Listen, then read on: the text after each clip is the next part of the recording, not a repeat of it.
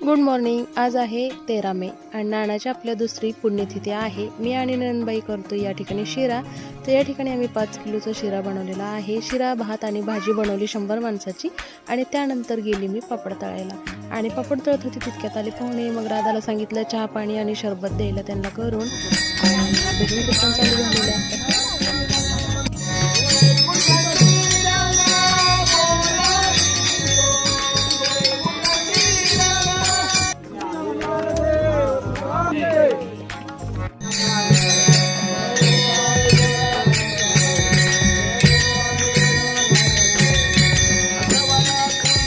तर 1:12ला फुलं पडली. त्यानंतर लोक जेवायला बसली. छान असं झाडाखाली मस्त माणसं जेवण झाल्यानंतर बायका जेवण झालं. त्यानंतर पाहुणे मंडळीनं आणलेला इथं आयर केलेला आहे आणि छान अशी दुसरी पुण्यतिथी पार पडली. नानाला जाऊन 2 वर्ष झाले. पोरं खूप आठवण करतात.